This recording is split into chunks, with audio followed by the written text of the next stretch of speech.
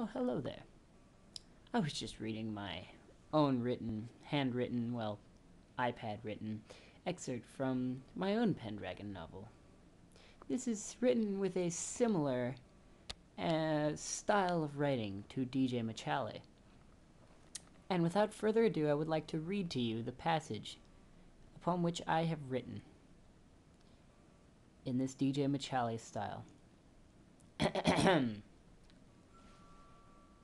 As soon as he left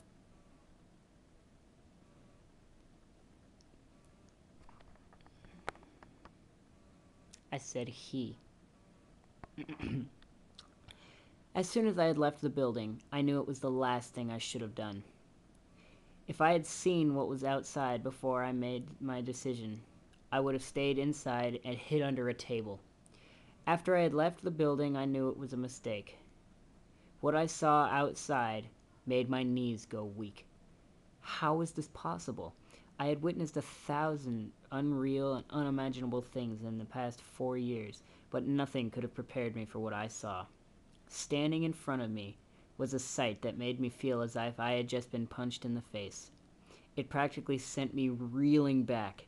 Suddenly, I felt that all my time spent defending Hala was a waste of time. I couldn't see clearly. My eyes started to tear up, and I felt weak. I felt worse than I had when the thousands of bees had pumped their venom into me on Ivara. I felt worse than after Saint Dane had beaten me to a pulp in the ring on Zada. I felt worse than, well, everything.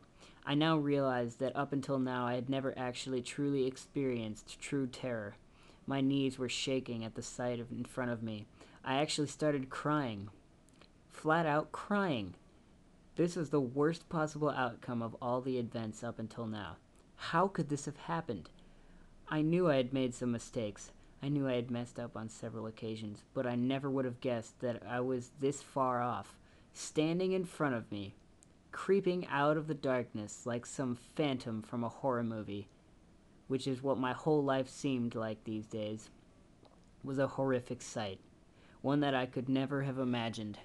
A sight that made my skin crawl, my blood boil, and my head spin all at the same time.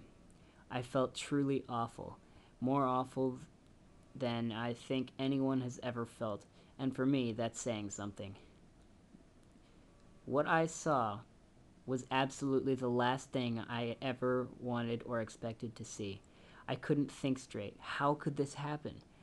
What I saw practically sent me reeling. I started careening backward as if what I saw had just taken a swing at me. Could it be possible that what I was looking at was fake? That had to be it. There was no way this could be real. Could it? I had to find out, because if what was in front of me was real, I knew I was in trouble. I knew the horrific outcome that could come out of this. What I saw, standing not more than 10 feet from me, was something I probably couldn't have even dreamt of if none of this had ever happened.